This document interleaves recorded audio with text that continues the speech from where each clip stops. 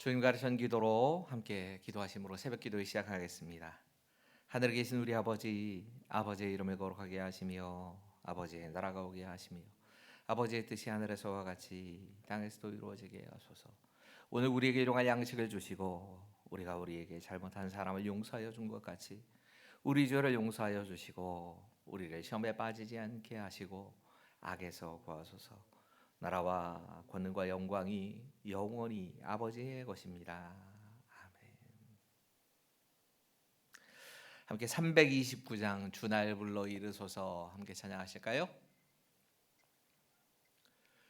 주날 불러 이르소서 말씀대로 전하리다. 나 주님의 뜻을 따라 길 잃은 양 찾으리다. 주 날 인도하옵소서. 나도 남을 인도하리. 주 말씀에 줄인 양떼 다 먹이게 하옵소서. 저 든든한 반석 위에 날 세우사 힘주소서. 내 손을 펴 물에 빠진 저 무리를 건지리다. 내 주 얼굴 뵙기까지 주님 나를 도우소서. 이 전한 몸 받으셔서 주 뜻대로 쓰옵소서. 아멘. 출애굽기 30장 11절부터 16절까지의 말씀을 함께 읽도록 하죠. 출애굽기 30장 11절부터 16절까지의 말씀입니다. 교독하시겠습니다. 제가 먼저 읽습니다. 여호와께서 모세에게 말씀하여 이르시되 내가 이스라엘 자손의 수요를 조사할 때에 조사받은 각 사람은 그들을 계수할 때에 자기의 생명의 속전을 여호와께 드릴지니 이는 그것을 계수할 때에 그들 중에 질병이 없게 하려 함이라. 무릇 계수 중에 드는 자마다 성소에 세겔로 반세겔을 낼지니 한 세겔은 20게라라. 그 반세겔을 여호와께 드릴지며 계수 중에 드는 모든 자 곧 20살 이상 된 자가 여호와께 드리되 너희의 생명을 대속하기 위하여 여호와께 드릴 때에 부자라고 반세겔에 더 내지 말고 가난한 자라고 덜 내지 말지며 너는 이스라엘 이스라엘 자손에게 자손에게서 속전을 취하여 회막 봉사에 쓰라. 이것이 여호와 여호와 앞에서 이스라엘 자손의 기념이 되어서 너희의 너희의 생명을 대속하리라. 아멘. 구약 시대의 호세아 선지자는 고멜이라고 하는 여자와 결혼하라 하는 하나님의 명령, 정말 뜻밖의 명령을 듣게 됩니다. 당시의 고멜은 몸을 함부로 놀리는 행실이 좋지 않은 여자로 이미 이스라엘 사회에선 유명한 여자였습니다. 그런 여자가 선지자의 부인, 요즘으로 말하자면 목사님, 담임 목사님 부인이 되었다라고 하는 게 이게 보통 일이 아니었을 겁니다. 게다가 뭐 요즘 말하는 그 소위 말하는 작은 사회의 그 교회 그서 사모님이 되는 정도가 아니고요. 이건 선지자입니다. 전체 온 이스라엘의 대표가 되는 그 선지자의 분이 된다. 그리고 그 사람이 행실이 좋지 못하다 하는 건 심각한 문제였을 겁니다. 하지만 이게 하나님의 명령인 걸 어떡합니까? 하나님의 명령이었기 때문에 호세아는 그대로 그 말씀을 따라갑니다. 그리고 결국 이 고멜과 사이에서 여러 명의 자녀가 태어납니다. 하지만 마치 재벌옷 개못 준다는 것처럼 이 여자가 행실이 좋지 못하던 그런 그 이전의 모습 그대로 또 드러나게 된 겁니다. 그래서 결국엔 다른 남자와 눈이 맞아서 도망을 쳐버립니다. 이젠 고멜을 따위는 잊어버리고 살고 싶다라는 마음이 호세아에게 있었을 겁니다. 근데 하나님께서 또 명령을 내리십니다. 그 여자 어디 있다. 그 여자를 다시 찾아서 내 아내로 삼아라. 근데 가보니 가관인 겁니다. 남자를 따라서 갔는데 그 남자가 이 여자 고멜을 버리고 고멜을 다른 사람에게 팔아버린 겁니다. 그래서 여종의 노릇을 하면서 그렇게 생활을 하고 있는 겁니다. 하나님께서 또 말씀하십니다. 저 여자를 지금 저 여종의 상태에서 돈 주고 사서 그래서 다시 아내로 맞이해라. 사실 이건 하나님께서 이스라엘 백성들을 향한 하나님의 사랑과 구원의 이야기를 이렇게 호세아라는 선지자를 통해서 보여주신 겁니다. 우리가 구원이라고 생각할 때에 종종 잊어버리는 것은 값을 주고 사셨다라고 하는, 예전엔 구원이란 말과 함께 구속이란 말을 많이 썼는데 구속이란 말이 마치 범죄자가 잡혀 들어가는 것 비슷해서 구속이란 말을 잘 안 씁니다. 하지만 구속이란 말은 굉장히 귀한 말입니다. 값을 치르고 대가를 지불하고 종의 상태에서 가족으로 받아주었다는 뜻입니다. 그런 은혜가 지금 이 이스라엘 백성들에게도 임한 겁니다. 그 은혜를 기념하기 위해서 하나님께서 특별한 한 가지 제도를 말씀하십니다. 오늘 11절부터 16절에는 바로 이것을 속전이라고 부르고 있습니다. 정확하게는 생명의 속전이라고 표현이 되지요. 이 생명의 속전이라고 하는 말의 히브리어 단어의 뜻을 그대로 풀이하자면 자신의 죄나 잘못을 용서받는데 필요한 돈, 이렇게 번역이 되어야 할 겁니다. 이것도 구원과 구속의 문제와 굉장히 연관이 있다라고 하는, 그걸 생각할 수 있겠지요. 물론 이 속전이 예수님의 십자가의 일부분을 보여줍니다. 오늘 이 말씀을 좀 묵상하시면서 구원과 헌신에 대한 이야기를 좀 같이 묵상하셨으면 좋겠습니다. 먼저 11절과 12절의 말씀을 함께 읽습니다. 시작. 여호와께서 모세에게 말씀하여 이르시되 내가 이스라엘 자손의 수요를 조사할 때에 조사받은 각 사람은 그들을 계수할 때에 자기의 생명의 속전을 여호와께 드릴지니 이는 그것을 계수할 때에 그들 중에 질병이 없게 하려 함이라. 여호와께서, 하나님께서 모세에게 이렇게 말씀하셨다는 얘기입니다. 내가 이스라엘 자손의 수요를 조사할 때가 되면, 이 말 그대로를 직역하면 내가 그들의 숫자를 머리대로, 이스라엘 자손의 머리대로 셀 때에, 인구 조사할 때란 말입니다. 인구를 조사할 때에 어떤 특정한 사람들에게, 조사를 받는 사람들에게, 뒤에 말씀과 같이 연결시키면 20세 이상이 되는 남자들에게 생명의 속전을 받아야 한다고 말씀하십니다.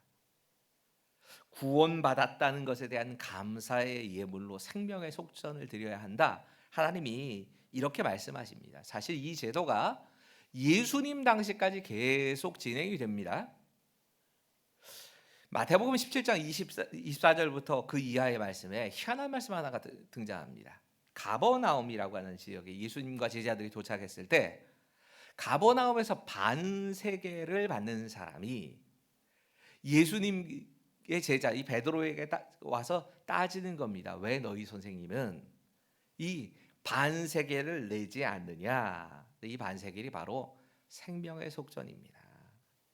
하나님의 백성이라고 하면 그 하나님의 백성이 어떤 일정한 나이가 되면 반드시 내야 될 나름대로 세금과 같은, 그 의미가 뭐냐면 이건 하나님께서 우리의 생명을 살려주셨어라고 하는 그런 의미에서 내는 일종의 헌금이었던 겁니다.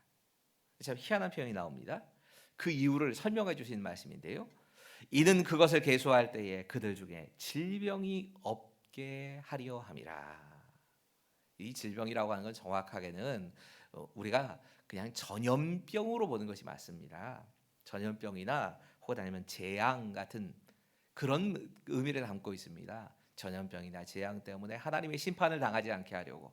인구를 조사하는데 인구 조사할 때에 만약이라도 생명의 속전을 내지 않는 사람들에게 그것 때문에 전염병이 일어날 수가 있고 그것 때문에 재앙이 임할 수 있다. 이렇게 경고까지 하시는 겁니다. 여러분 사실 이 생명의 속전은 하나님께서 이집트로에서 하나님의 백성들을 구원해 주신 것에 대한 감사의 예물의 성격이 강했습니다. 근데 그 구원받은 사람이라면 누구나 내게 하시는 겁니다. 그렇기 때문에 이게 지금 단순한 헌신이라고만 볼 수도 없고 또 그렇다고 해서 이걸 생명의 값이라고 해서 이 생명값을 치렀기 때문에 내가 이제부터는 뭐 내 마음대로 살아도 좋다 이런 의미로 해석하기도 좀 애매한 구절입니다. 이 말씀을 굳이 이 연결을 시켜서 해석을 하면 이 16절과 연결이 될 것 텐데 이 생명의 속전이라고 하는 것이 레위인들이 성전을 섬기며 봉사할 때에 주어지는 돈이었습니다. 그러니까 요즘으로 하면 교역자들 사례라고 생각하시면 비슷할 겁니다. 근데 교역자들의 사례의 의미가 아마 이게 비슷할 겁니다. 여러분 교역자들의 사례나 레위인들에게 주는 생명의 속전은 한마디로 말해서 우리 모두가 다 하나님의 일, 하나님께서를 섬기는 일에 다 참여해야 하지만 우리 중에 대표가 그 일을 하게 되었고 그리고 그들에 대해서 사례를 주는 겁니다. 이 사례를 주는 의미는 나도 이제 그 하나님의 사역에 참여했다는 뜻을 갖고 있습니다. 그러니까 이 생명의 속전이 쓰이는 것을 본다면 쓰임새로 본다면 내가 구원을 받았으니 이 구원받은 것을 하나님을 섬기는 데 사용하겠습니다. 이렇게 고백하는 것이 생명의 속전의 제일 큰 의미일 겁니다.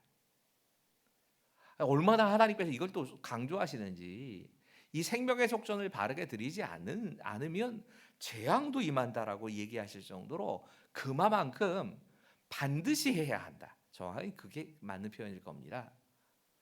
내가 구원을 받은 사람이라면 구원받은 백성은 반드시 하나님을 섬기는 일에 참여해야 한다. 그리고 그걸 거역하게 되면 오히려 그것 때문에 질병이나 재앙이 올 수도 있다. 이렇게 강하게 경고를 하신 걸 겁니다. 이어지는 말씀 13절 이렇게 이어집니다. 같이 읽지요. 시작. 무릇 계수 중에 드는 자마다 성소의 세겔로 반 세겔을 낼지니 한 세겔은 20게라라. 그 반 세겔을 여호와께 드릴지며. 여러분 이 속전 생명의 속전으로 되는 일종의 뭐 세금 같은 뭐 헌금이라고 한다면 무거운 세금은 아니었습니다. 생명의 값이란 이름이 붙어 있지만 그렇게 무거운 세금은 아니었습니다. 20게라라고 하는 게 한 세겔은 20게라라 이렇게 말씀하지요. 이 1게라가 약 0.57g 정도가 된답니다. 이 무게 단위입니다. 0.57g 그럼 20게라 그럼 한 세겔이라고 하는 무게는 어느쯤 되냐면 은으로 따지면 14g 정도입니다. 이 14g을 대충 이렇게 측정을 해보니까요. 이거 우리 돈으로 은 한 돈, 두 돈? 예, 두 돈, 뭐 아니죠. 두 돈은 좀 넘겠네요. 한 네 돈 가까이 뭐 이렇게 나왔던 것 같네요. 반 세겔이 두 돈이니까 은 반 세겔이 두 돈, 한 5.7g 정도가 됩니다. 이게 이스라엘 백성들에게는 어찌 생각하면 부자들에게는 너무 가볍고 가난한 사람들에게는 약간 무거울 수는 있겠지만 모두가 낼 수 있을 정도의 돈입니다. 그 생명의 값치고는 그들이 내는 이 헌금이라고 하는 게 생명값이라고 보기는 어려운 겁니다. 왜 하나님께서 굳이 이 정도로 딱 정해 놓으셨냐면 누구나 내게 하기 위해서 이렇게 정하신 것입니다. 그리고 사실은 요거 냈다고 해서 내 생명이 살고 죽는 것 그 문제하고 직접 연관이 되는 건 아니라는 뜻일 겁니다. 하나님은 우리에게 이 반세겔 정도 되는 이 성전의 세겔로 반세겔 되는 것을 이 20세 이상의 모든 남자가 다 담당하게 하시면서 그러면서 우리에게 이걸 통해서 하나님을 섬기는 여러분 사실 진짜 하나님께서 더 몸을 바쳐라 시간 얼마를 들여라 하는 것보다는 오히려 이게 더 가볍게 느껴졌을 겁니다. 근데 여기 좀 한 가지 전제가 있습니다. 참 특이한 표현인데 성소의 세겔대로라는 표현이 나옵니다. 사실 성소의 세겔이 정확히 얼마인지를 우리가 잘 모릅니다. 그래서 지금 추측하는 이 20게라라고 하는 단위를 통해서 추측하는 게 이게 일반적인 보통 무게가 그랬다고 말씀드리는 겁니다. 근데 성소의 세겔대로라고 하는 이 표현이 중요한 건 하나님 말씀대로라는 뜻입니다. 그 이상도 그 이하도 아니고 하나님의 말씀 그대로를 가지고 하나님 앞에 섬기고 봉사해라, 이런 의미가 될 겁니다. 이어집니다. 14절 15절 같이 읽어볼까요? 시작. 계수 중에 드는 모든 자 곧 20살 이상 된 자가 여호와께 드리되 너희의 생명을 대속하기 위하여 여호와께 드릴 때에 부자라고 반세겔에서 더 내지 말고 가난한 자라고 덜 내지 말지며. 누가 드리느냐? 이 드리는 사람에 대해서 20세 이상의 사람들 여호와께 드리라 말씀합니다. 대체적으로 하자면 20세 이상의 남자들이라고 말해야겠지요. 20세 이상의 남자들은 당시에 이스라엘 사람들 가운데 가장 핵심을 차지하는 경제 활동을 하는 사람들입니다. 이 왕성하게 활동을 하는 사람들입니다. 그 사람들에게 내라고 하십니다. 이게 사실은 생각해 보면 경제 활동을 하지 않는 어린이들이나 혹은 아니면 뭐 중고등학생들, 이들에게까지는 이걸 부과시키지는 않으신 겁니다. 무슨 뭐 헌금하라 하면서, 작정 헌금하라 하면서 감당할 수 없을 만큼의 것을 요구하시는 게 아닙니다. 이 말씀은 하나님의 백성이라면 누구나 해야 될 것이지만 그것도 꼭 가능한 사람들이 이걸 담당할 수 있게끔 하시는 겁니다. 여러분, 생명에 대한 속전은 사실 우리 모두가 다 해야 될 게 맞습니다. 그런 마음으로 나가는 게 맞습니다. 하지만 그 가운데서도 우리가 예수 그리스도의 피로 구원을 받은 그 사람들 가운데도 특정하게 20세 이상의 경제 활동이 가능한 사람들에게 이렇게 부과를 시키시는 겁니다. 근데 제일 중요한 말씀은 그 다음에 있습니다. 이겁니다. 부자라고 반세겔 더 내지 말고 가난한 자라고 덜 내지 말지미요. 왜 이걸 생명의 속전이라 얘기하면서 이 부분이 강조되어야 하냐면, 사실 이 생명의 속전 냈다고 우리가 생명 값치렀다고 말할 수 없습니다. 그런데도 굳이 이 말을 생명의 속전이라 얘기하면서 이 말씀이 나오느냐, 이건 우리 모두의 생명의 값이 같다는 걸 말씀하는 겁니다. 다른 헌금과 다른 차이가 여기 있습니다. 다른 헌금에 대해서는 비율로 보통 하나님께서 내게 하세요. 이 생명의 값을 의미하는 생명의 속전에 대해서는 같이 감당하게 하십니다. 여러분, 이게 헌신이고 우리가 교회 안에서의 사람을 대하는 태도라고 생각하면서 보셔야 합니다. 헌신할 때 부자라고 해서 더 헌신하고 가난한 사람이라고 덜 헌신하고 많이 배웠다고 더 헌신하고 그렇지 못하다고 덜 헌신하고 반대가 될 때도 있지요. 그러지 않아야 된다는 겁니다. 하나님께서 내게 주신 그 구원의 은혜는 모두가 다 똑같다는 겁니다. 똑같기 때문에 우리가 하나님을 섬길 때에 그 자세도 마음도 다 똑같아야 된다는 얘기입니다. 또 한편으로 이거 사람의 값어치에 대한 얘기라고 생각을 한다면, 여러분, 우리가 교회 안에서만이라도 서로가 서로에 대해서 직분에 따라서 서로 다르게 생각하고 부유함의 정도에 따라서 지식의 정도에 따라서 남자냐 여자냐에 따라서 서로 차별을 할 수 없는 겁니다. 세상에서야 다르지요. 더 지위가 높으면 차도 좀 좋은 차 타고 의자에 앉아도 좀 힘 있는 사람들이 앉는 자리에 앉고 다 그러겠지요. 근데 교회 안에서는 그러지 말라는 겁니다. 그래선 안 된다는 겁니다. 사실 가끔 이렇게 이 일이 말씀에 비추어 보면 불편할 때가 있습니다.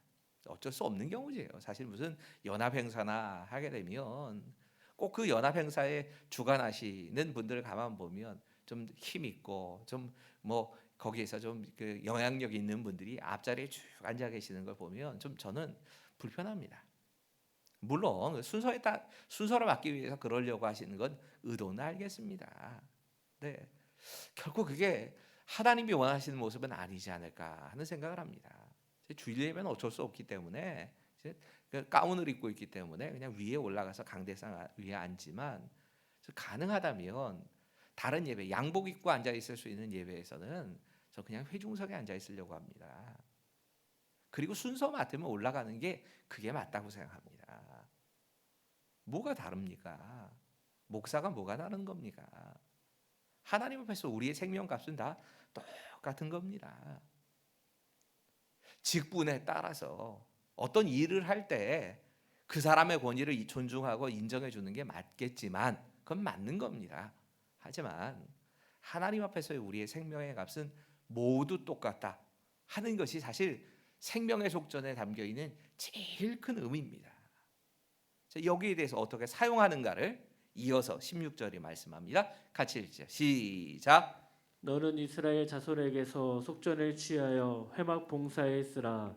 이것이 여호와 앞에서 이스라엘 자손의 기념이 되어서 너희의 생명을 대속하리라. 성전을 섬기는데, 성전을 봉사하는데 사용하라 하고 이렇게 말씀하신 겁니다. 이미 말씀드린 대로. 근데 이어지는 말씀이 좀 오해가 됩니다.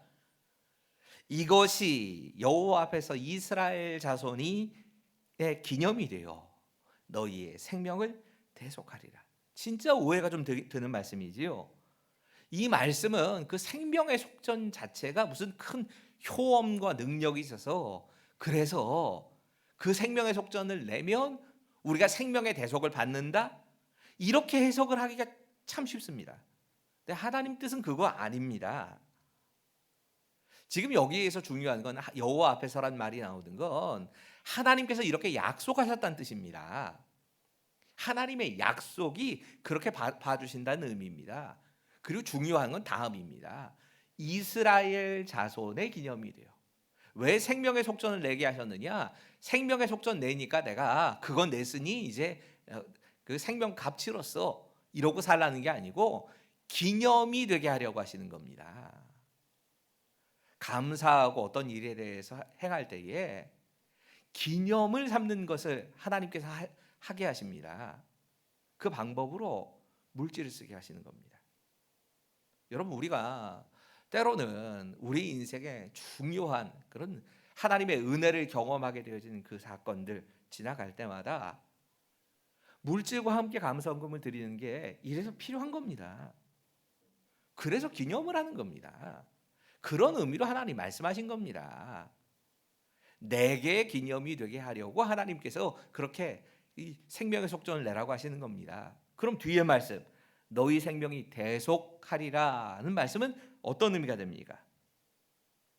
이건 앞에 기념하리라는 것과 연결시켜서 생각하셔야 됩니다. 이렇게 해석하면 됩니다.